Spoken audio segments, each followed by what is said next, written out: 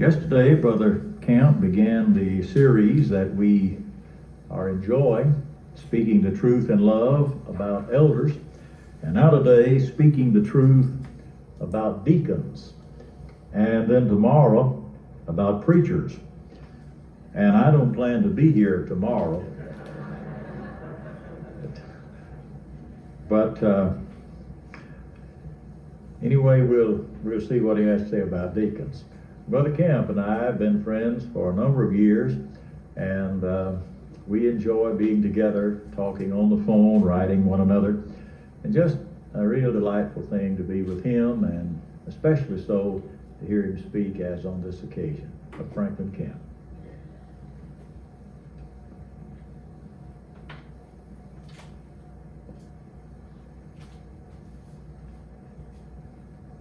Good to have Brother Woodson this morning to make this introduction. In the first place, it's a relief to get rid of all those things that Willard has to say. Brother Woodson really knows me. He doesn't misrepresent me. I appreciate Brother Woodson. We've had a rather lengthy association as friends and fellow laborers in the kingdom of God. He's meant a great deal to me as well as to the church. I call him about every few days with some question or problem, especially if it involves the understanding of some passage of Scripture that maybe some information about the original language can help on. And I rely upon him a great deal to help me in that way. But also, he's got red mud between his toes from Alabama. And both of us have been influenced by Brother Gus Nichols. If you hear Brother Woodson preach or read his writings or in his classes, you can sense the influence of Brother Nichols on his life. And I don't know of anyone that could influence anybody any better toward Christian living and appreciation of God and things that's right than Brother Gus Nichols.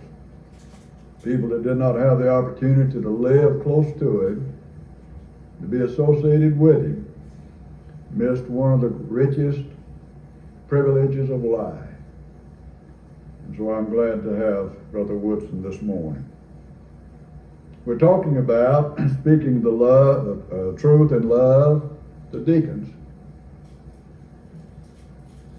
Let me see if I can prod your minds a little bit. Suppose that I just mentioned the word deacon. What immediately comes to your mind? Suppose that I handed you a piece of paper and asked you to write down a synonym for the word deacon. What would you put down? That's the reason that I think we need to think about this subject from the standpoint of what the Bible teaches.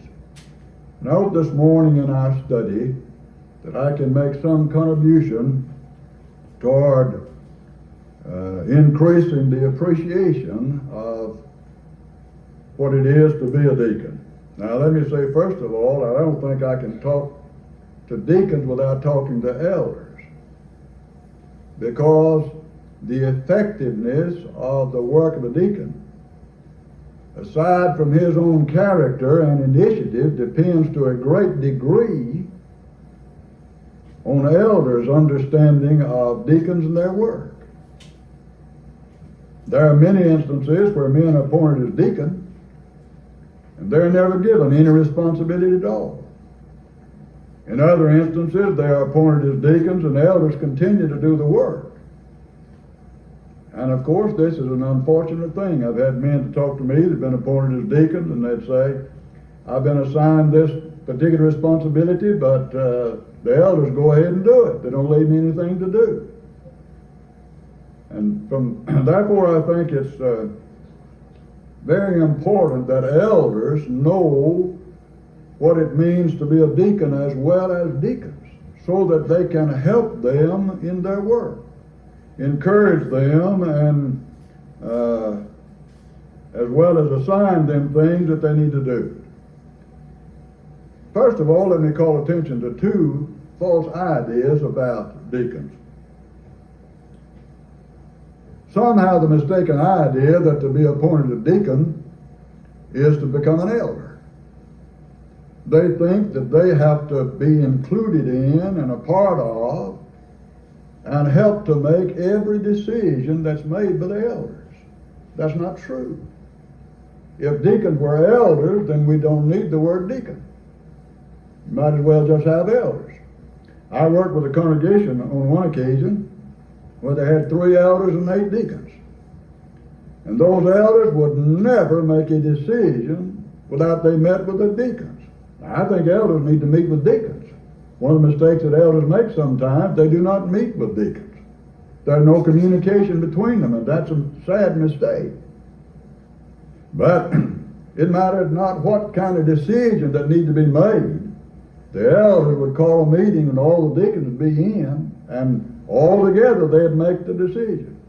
And if the 8 of the deacons were opposed to it and 3 of the elders decided it needed to be done, the deacons carried the day. And I said, you don't have any deacons, you just have 11 elders. It's a mistake for deacons to get the idea that they are the ones that make the decision. Sometimes deacons become upset because they have suggestions that are offered and the elders decide that that's not wise. But elders have the responsibility of making the decision need to be made. I think it's well for elders and deacons to meet together. But I think it's still wise for, in that discussion that takes place, for the elders to wait in a later meeting to make the decisions about things that may be discussed in that general meeting with deacons, to avoid the very point that I'm making of deacons deciding that they also are elders and that they can make decisions just as elders do. And that's not what the Bible teaches. But there's a second mistake that is made, I think, concerning deacons. There are some that have the idea that elders have to do with the work of spiritual things and deacon material things. And that's incorrect. The truth of the matter is, material things have spiritual intentions and implications. Whatever we do, even though it may involve temporal and physical things, it's to have a spiritual intention, and they are spiritual in their results. And we don't need to try to separate the physical and the spiritual. For example, you drop your money in the contribution basket. That's a material, physical action. But it's to have a spiritual purpose. That's the reason that the Bible says that one is to purpose in his heart. The motive and the thought is what gives that a spiritual connotation, spiritual meaning.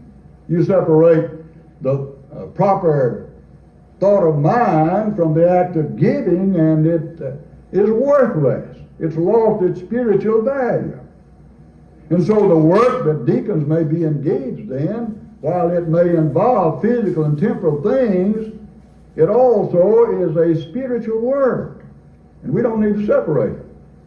But as I said, there are some that have the idea that the work of deacons is physical and that of elders is spiritual. I knew of one instance where that's what they thought. One of the deacons wrote the checks, and they looked after the money, and they said the work of the elders was spiritual. The elders decided they wanted to change preachers, and the deacon didn't want to change. No, I believe it's the other way around. The elder wanted to keep the preacher, and the deacon wanted to change. And so, since the deacon wrote the check, they said, we just won't write him a check. We control the money. And we'll get rid of him because without a check, he'll leave. Well, they soon learned that there's something wrong with that kind of setup. That just won't work. And let's not get the idea then that The work of deacons is simply that which is physical and material, and that which belongs to the elders as being that which is spiritual.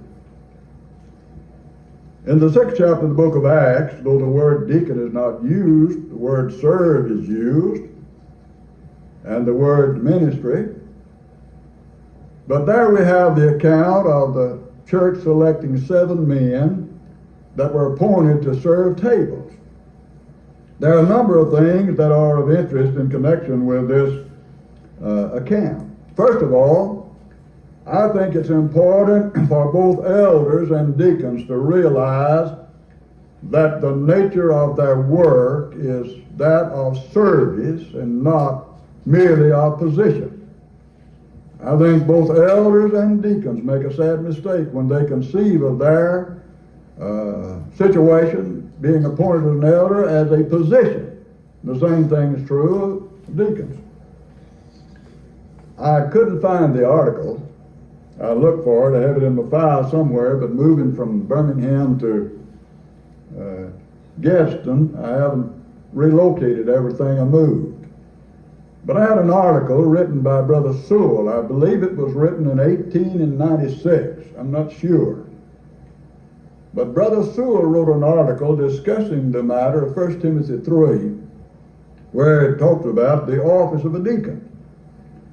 And he made this statement, and I'm just passing it on to you for your consideration. I think it has some merit in it, because Brother McCord and Brother Woodson both are able students of the original.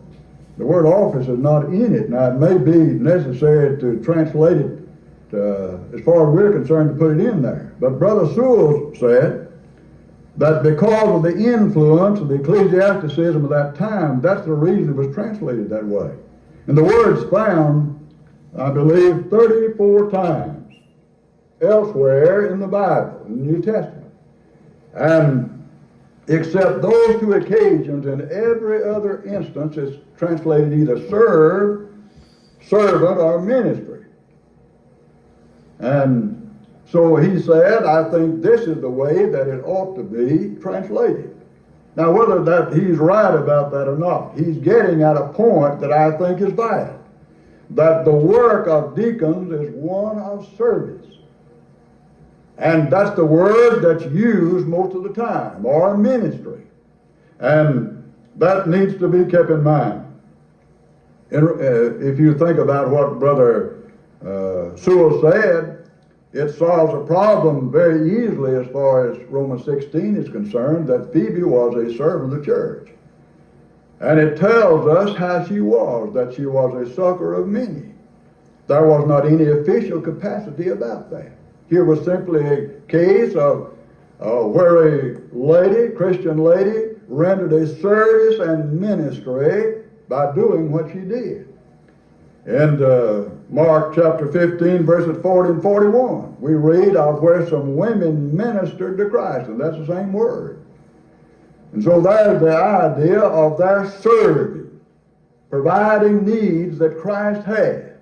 And I think this gives us then something that will help us appreciate what it really means to be a deacon. It's a matter of serving in a given capacity. It's a matter of serving in given activities where there may be needs. And I want to talk about especially some of the areas where that may be true. And doing some studying on this subject, I believe, I forgot to put the notation of where I found this, but I believe it came from McClintock and Strong's Encyclopedia. But here's the way that I found the word to define. It says, derived from a word to run or hasten, kindred with pursue. Hence, strictly a runner, messenger, or a servant. Now, if that's correct, and you put all those things together, among other things, you can see that it carries with it the idea of urgency. For if it means to pursue, to run, to be a messenger, along with being a servant, there is in it the idea of urgency. Now, if you look at Acts 6, you can see that that's the truth. If these were the first men that were appointed as deacons, here was a situation that arose in the church. And by the way, let me call your attention to this fact. The second problem that arose in the church arose because of a failure of there being some men to do the work that is to be the work of deacons. And as I thought about that, how many problems have arisen in the church? Either number one, because there are not those who are doing the work of deacons, or else men have not been appointed to do that kind of work. That ought to tell us something. The very fact that here are men that became a part of a solution to a problem tells us that there is a place in the church for men that are described as being deacons. There is something for them to do. They can be problem solvers. And of course we need all the help that we can find in solving the problems that we have in the church.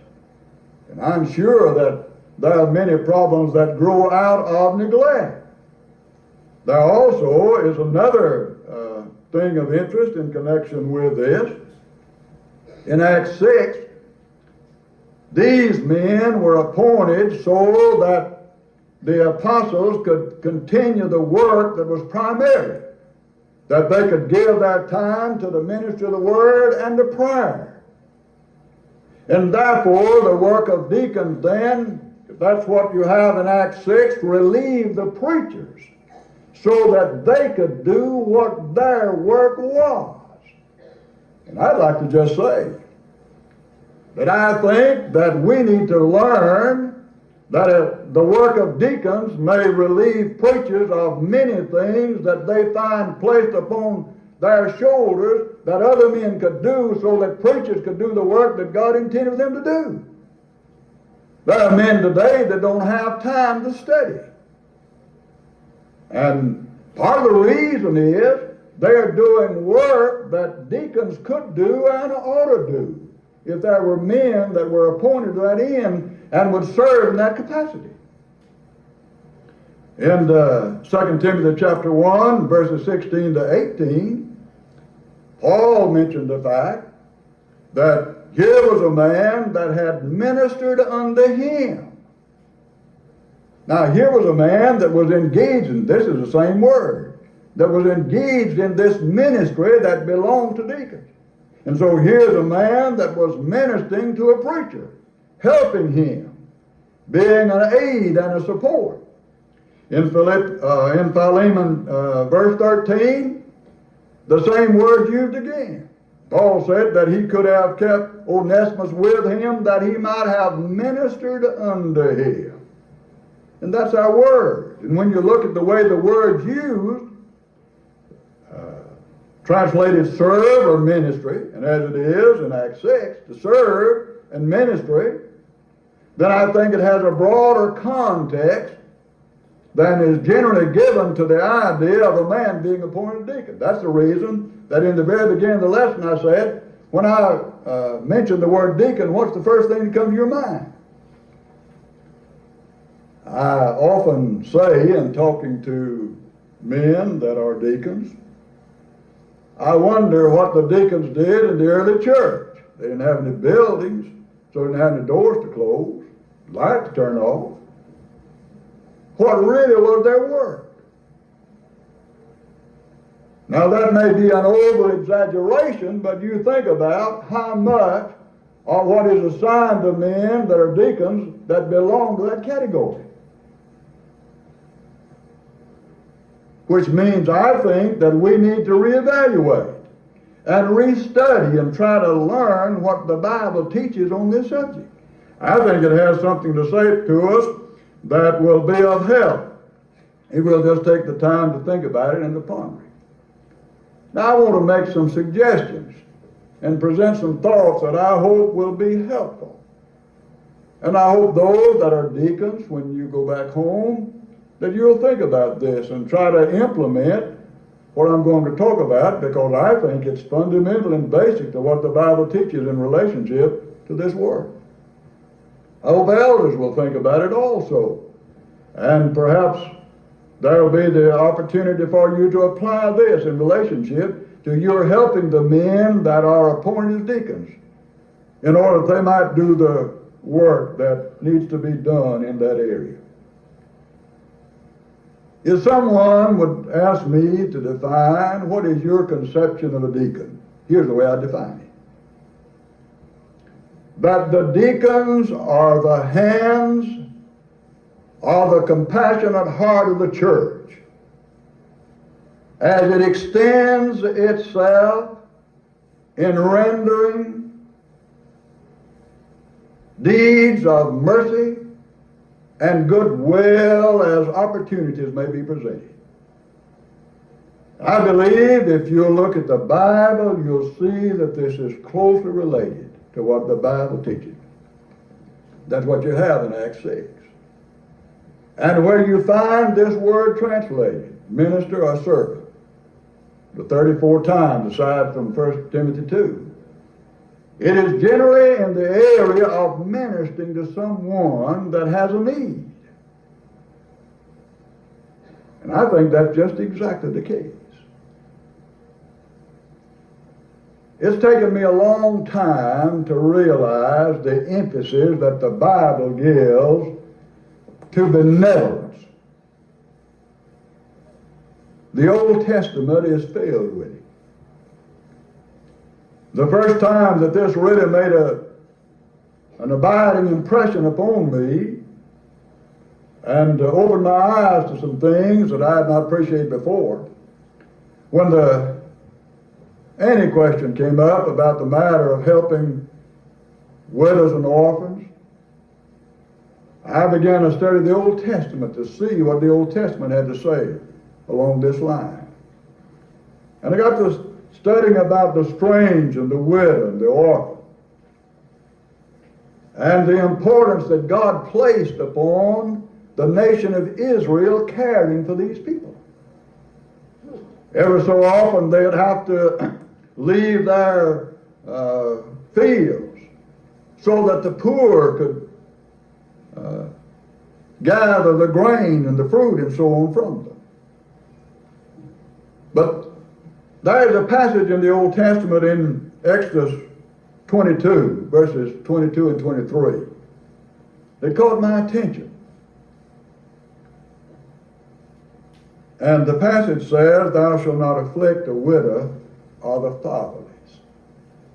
And then the 23rd verse says, "That if that's done and she cries unto me, God said, I'm going to give special attention to that prayer."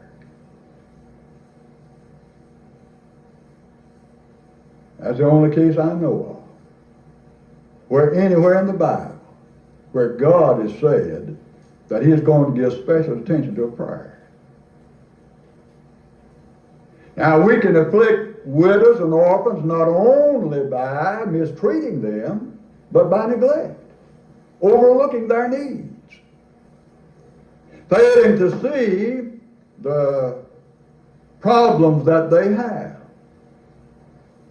I suspect in the average congregation where there are widows, people would be surprised to know the special needs that those people have. And we pass by them every day. And in the average congregation, no attention is given to it. It may not be financial needs. It may be many other things. They may need somebody to cut the grass. They may need somebody to do something about the house. They may need somebody to furnish transportation. There are any number of things where there may be needs. And I think that this comes in the category of the work that God intended for men that are called deacons to specialize in, be of special concern and interest in.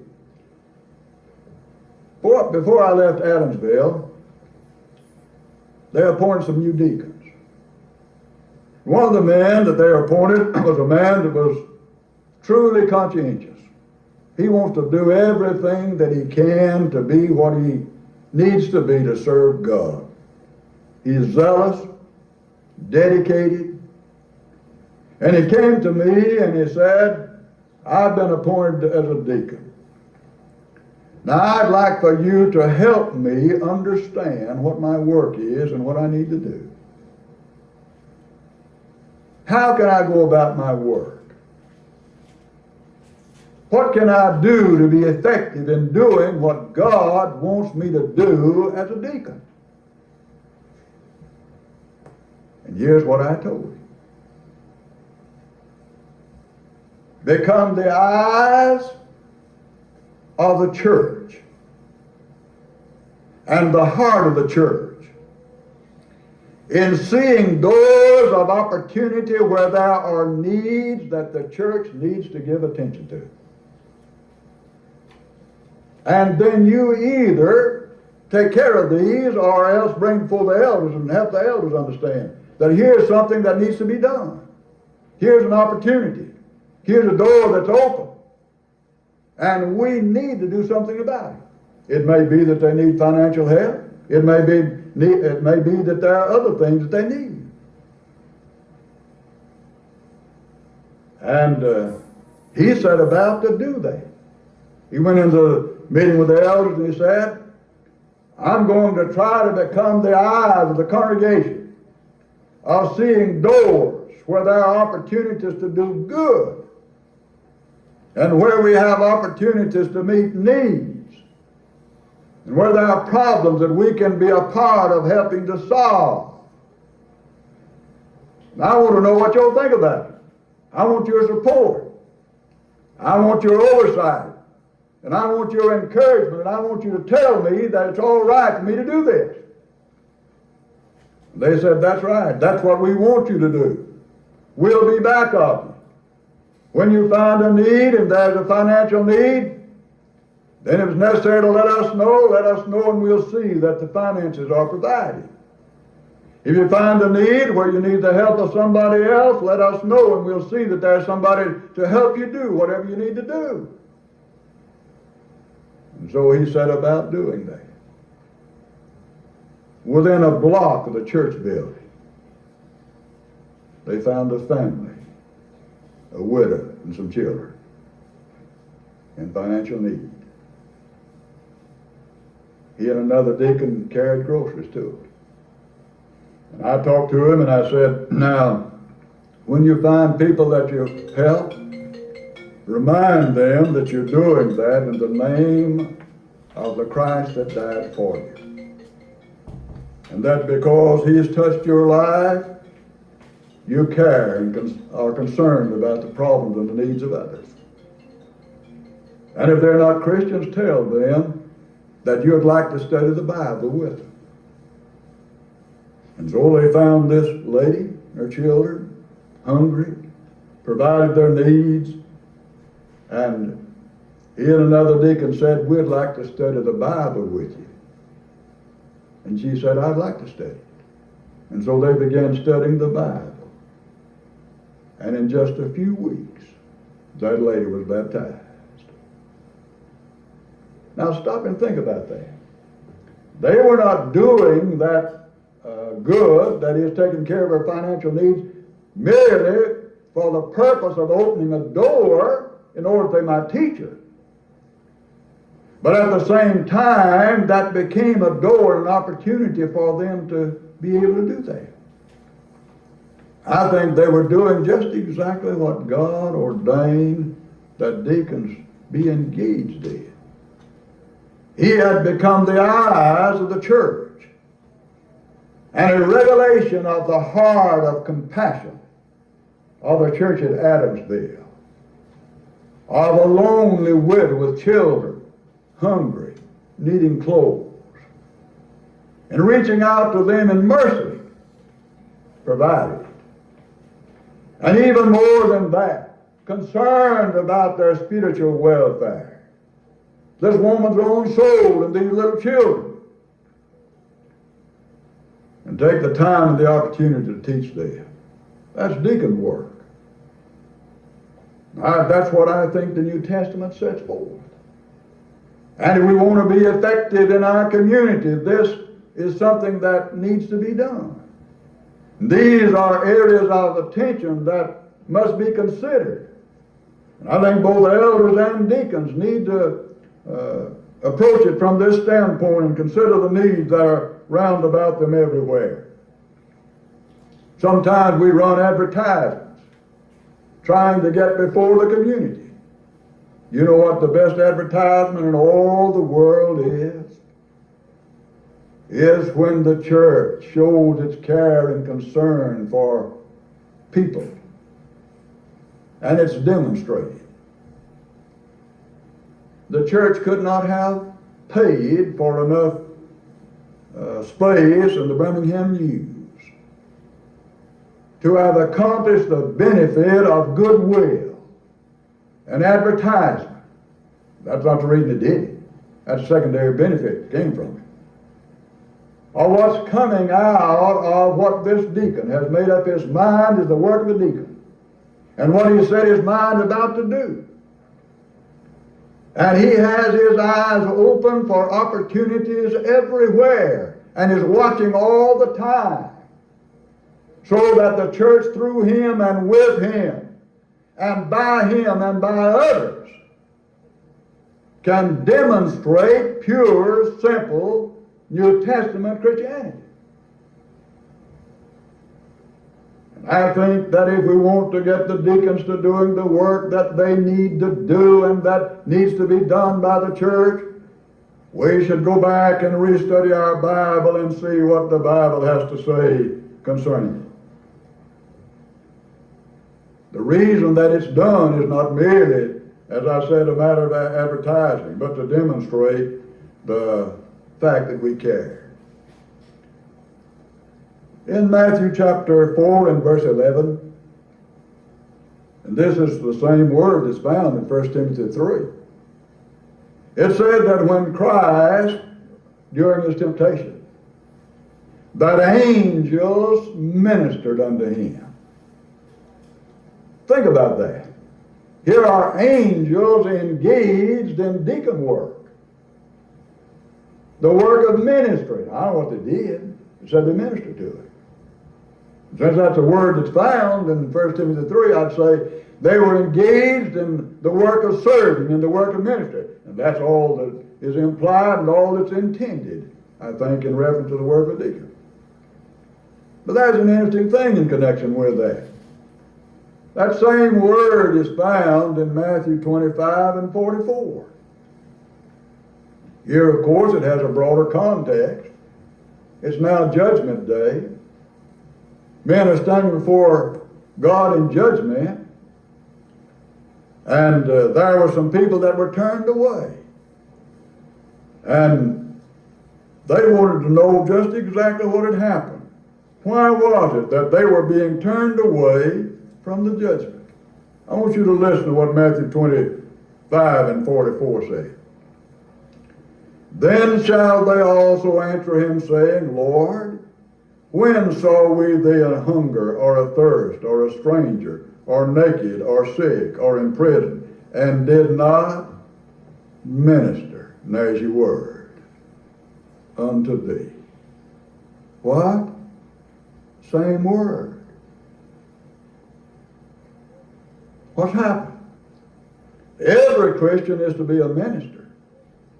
But if every Christian is to be a minister and to aid as these verses teach, how much more important then would it be that men that are selected and qualified, that are appointed in the church to fulfill a work that is needed, that they indeed become the eyes of compassion and the heart of mercy in seeing the doors and opportunities that surround us everywhere, that they may lead the church in ministering unto those that are in need and meeting their needs, whatever may be the occasion and the case.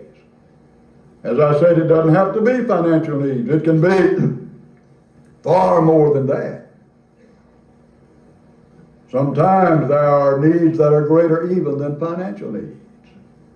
And though Acts 6 gives us an indication of their concern for widows, I do not believe that it's by accident. That Acts 6 gives an account of where widows were neglected, and that men were appointed in the capacity of trying to do something about this situation and minister unto their needs. How often have we read that and thought, well, that's just a situation back there that arose in the church in a special case, and there were widows there, and they were in need, they were being neglected and being overlooked, and these men were selected in order to care for them. You'll go back and read the Old Testament again and see what God has to say about the widows, the poor, the stranger, and the fatherless. I think it's unfortunate that we ever had to debate the question. Pure religion and undefiled before God the Father is this: to visit the fatherless and the widows in their affliction, and to keep oneself unspotted from the world. I cannot conceive of anything that indicates a greater lack of understanding of how the gospel of Christ is to influence our lives and create within us a care and concern and interest and love for those who are described there. Perhaps it's unfortunate, and I think it's necessary for us to have our orphan home. There are cases where they're the very place where orphans need to be cared for. But I wonder sometimes if in the establishment of our orphan homes, if we have not allowed the monthly contribution we send to orphan homes to become conscience money, while we forget about those round about us in our own area that are waiting for someone to show that the love of God has touched their hearts.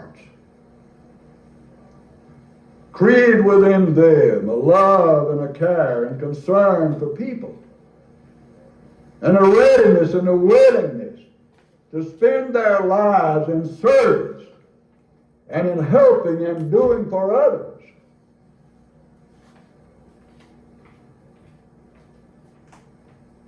You know, we can read our Bibles and get caught up in the way that we do things for such a long period of time until we can just gradually get away from it. And it doesn't have its meaning to us like it ought to have. That's the reason that we ought to restudy our Bible all the time and go back to the book and try to find out, what does the Bible have to say about this?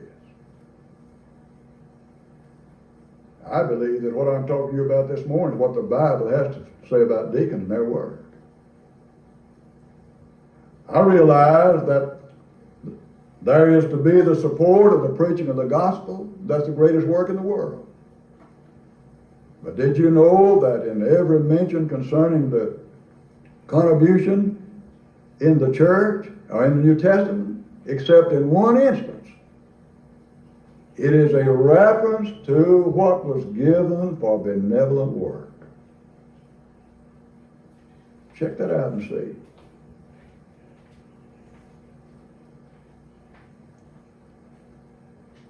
I think there's something wrong when we'll pay more to have our buildings cleaned, and we need to have them cleaned, somebody look after them, than we include in our budget for benevolent work.